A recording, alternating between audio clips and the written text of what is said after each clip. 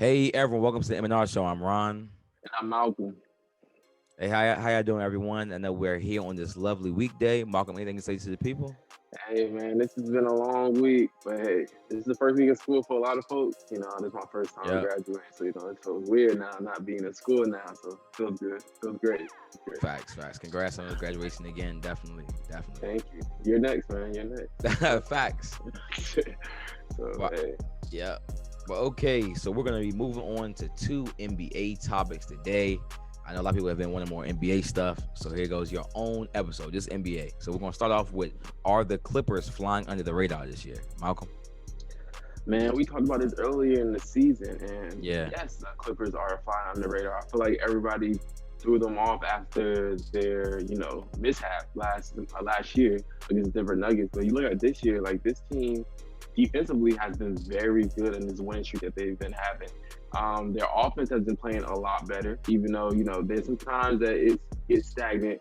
But that's the course of how everything goes, especially when you just have Kawhi and Paul George. But at the end of the day, this team is hot right now. They're number one in the conference right now, and Ty Lue has been doing a good job so far with this crew. So, I mean, right now they have COVID problems going on, so let's see how that goes. But for right now, with Kawhi Leonard and Paul George playing, they have been very good. So, I think that's something to watch. How about you? yeah, I definitely think they're flying the radar because people are not considering them a contender this year, which is insane. They can still possibly. I don't predict them to beat the Lakers, but they could. It's not like this is gonna be the Lakers gonna run past Clippers. No, they are not gonna run past this team. This team is still stacked, still a great team. Ty Lue is just doing what Ty Lue does, and he's getting the heck out the way. Literally just letting the stars go ahead. I put whatever you do best. I'm not trying to be too fancy. I'm not trying to make you fit my scheme. I get out the way and I let the stars rock out. So like right now, the Clippers are some numbers for you all. This is their second in offense. They're the second highest true shooting percentage, and they're at the second slowest pace, which is really funny because usually if you have a slow pace, you don't score as many points. You wouldn't have a good offense. But I mean, we all know Kawhi Leonard is slow mo, so like this fits his game perfectly. Once again, shout out to Ty Lue because Doc Rivers was not playing him like that. It was too much ISO. That was more so passing with ISO to close games, kind of. I think that's really good. And Paul George is having dang near MVP season. I mean, he is the second highest true shooting percentage in the league versus Bam, which is also a big surprise. But versus Paul George with 68% true shooting percentage. So like this would be a Hall of Fame level clip if he can keep this up, which we all know he's not gonna shoot this good, right? He shoots also 50% from the three. So it's just like he's not gonna be able to keep this up. But right now he's been elite efficiency, past Curry level of efficiency. Like, forget the 50-40-90 club. He's flirting with the 50-50-90 club, and he's Yeah, averaging about almost 24 points a game. Like this guy, he's actually been doing very good. Everybody wants to talk about the pandemic P and all this Magic stuff. Let's P. not forget, this guy is really good. This guy could be one of the top 15 players in the league when he's actually had his head straight. So let's just watch out. And Ty Lue has been doing a good job. This is not what Doc Rivers type. I feel like they're going to practice more because at first they wasn't going to practice. So I think this year is a whole new year that they're going to practice and actually doing what they got to do. So yeah, they're doing a very good job though. All right, now I want to talk to you about two pickups that the Clippers made. So we all know they picked up Nicholas Batum, and we all know they picked up Ibaka, and they inserted both of those players into the starting lineup. I think Batum has been really, really good. Like, not that his numbers are like, oh, this guy's an all-star, but he's like a 11-5-5 guy. But you like, I mean, that's not that much, but that type of numbers consistently from another player on an efficient clip is helpful. And we all know he's a small forward. Basically, this team runs three small forwards, a point guard and center. We're really a point guard and a power forward. So they're dang near all around the same height. So they're switching a lot of stuff. The defense is really simple based on what Ty Lue has been doing. And then of course we have Ibaka, who's definitely not in his prime. So I'm not gonna act like he's a defensive monster, but he can still block shots. He's still better than Zubac at the rim for over a longer period of time. And of course they still have Zubac, so he still also get the rim, especially in his reserve role now. A perfect role for him. He's a 20 minutes or lower type of guy. He plays Zubac too much, he can become like JaVale McGee when he goes over 20 minutes. And we all know you don't want that. Malcolm.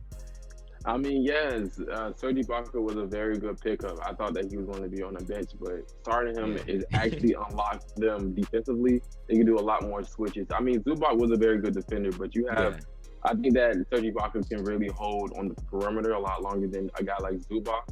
Another thing is Nick Batum. Nicholas Batum is something that's why Charlotte was mad about. Nick Batum knows his role. He's not going to do too much. He's not going to shoot crazy. He's going to play defense. He's going to do a little bit of playmaking, and that's it. He's definitely not going to try to shoot too doggone much. He might Which shoot is perfect for this thing. It's perfect, and I think that you got a guy like Marcus Morris coming off the bench who will be able to shine and do what he wants. So it brings that attitude. So you actually can bring a guy like Marcus Morris on the bench, because at first you had to start him, but now you really don't have to, because you bring a guy like Nicholas Batum, who's able to know his role, stay on the perimeter, shoot when he wants to, or pass and play make, just like he always does. Like he's been doing in Charlotte, like he's been doing in Portland. So I think these are two very good sneaky pickups. I feel like they need to find one more guard to make everything better. So definitely another guard. Definitely another guard. Because Reggie Jackson scares me. Like literally scares me. Like good player, but like he's like Montrez. Like you're good, but I can't play you in the playoff. Like you play no defense, bro. Your passing is not like, if you can't play defense, pass, or shoot at a good level, you're unplayable in the playoffs. You gotta be able to do one of those skills at dang nearly level to be able to play. Or of course you'd be able to defend. We all know both those players cannot defend. But so I don't know. You said another guard. I mean, George Hill, I think, is very sneaky. I've heard John Wall. They don't have the money for John Wall, and he's hurt. So why would you make that trade? I have no idea. George Hill would be a better fit. But you think OKC's even willing to give him up at this point? For a price. OKC just willing to give up anybody for a price. For a price? I don't know if Clippers is willing to give up that price. They don't have any picks. Paul George, they don't have any picks. Exactly. So. OKC's like, you can still give me some more second round picks or something, you know? Yeah. Sam Price gonna get those picks, man. Hey, I don't know. I just don't understand, to be honest. Nice. But anyway, all right. So now, everyone, we're gonna be moving on to our next topic. We're gonna be talking about Utah's hot streak. I definitely want to start this one because we definitely, as the M&R family, have not shown Utah enough love. All right. That's it. And me and Malcolm are definitely taking accountability for that, because we decided to throw a whole topic just for the Utah Jazz.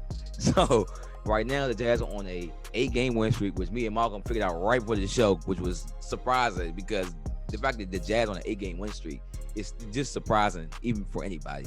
I mean, they have the 4th best defense in the league as a shooting role, because you got to be able to stretch the floor in the NBA nowadays. So you got to have something like that. Also, Jordan Clarkson, but regardless, just to even be close to the star of the team is insane.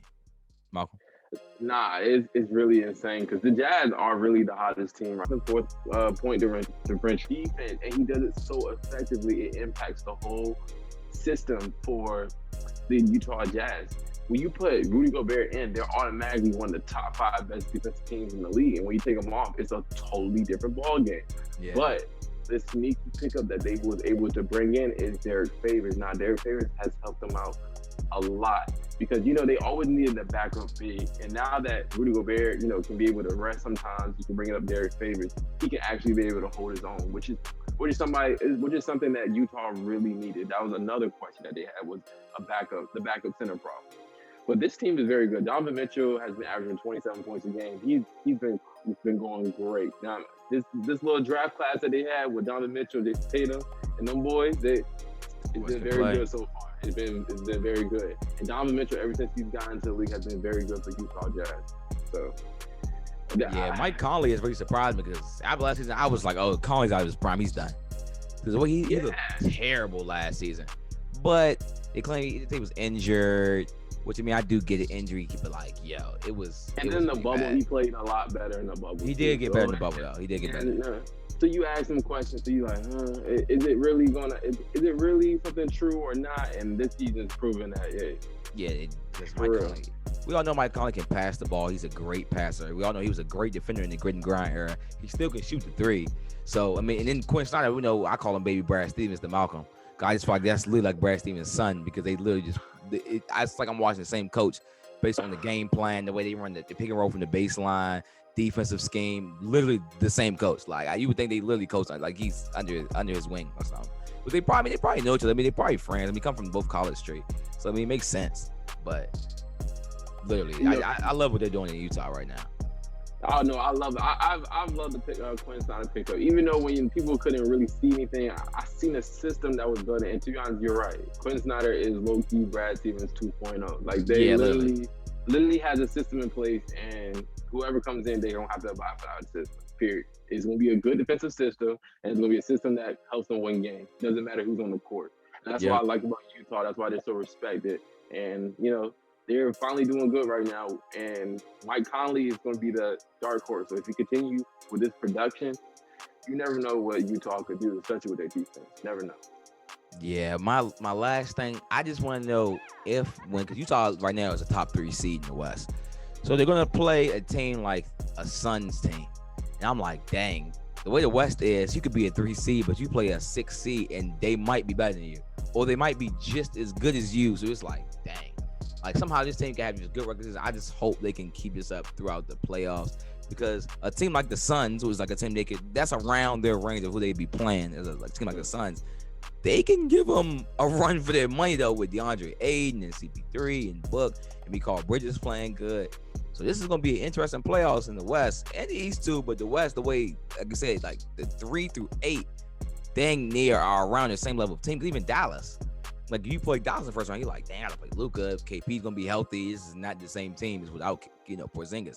So the West, it's gonna be a great playoffs. That's my last thing. It's gonna be a great playoffs, man. It's going to be a very good playoff. But I think that Utah, with their experience finally, them being healthy, them able to work out, and this defense, I think that this defense will be able to put them through. It's always about these system teams that always play good when they don't really have to worry about a lot of up and down. The lowest that they're going to get is at least the second round.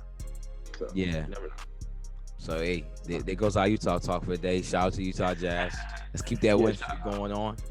Yeah, keep on going. Do what y'all gotta do. But they always have win streak. They always have these big win streaks. Yeah, we not like Utah's never been bad. Like it's never been a bad team in years. It's probably when they drafted Gordon Hayward was probably like one of their last bad seasons. We know that was almost 10 years ago.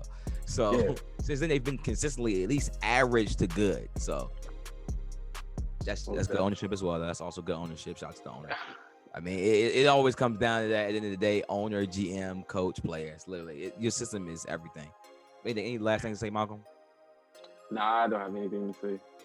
All right, everyone. Well, thanks for tuning into this episode. Make sure you all are following us on our Instagram and our Twitter at Malc and Ron Show. Keep leaving comments. Yeah, guys, we we continue to push out content. Be able to continue to support us. Have your friends support us, stuff like Definitely. that. Friends. We really appreciate it, y'all. We really appreciate the support. All right. All right, guys. Well, have a great day. Enjoy them.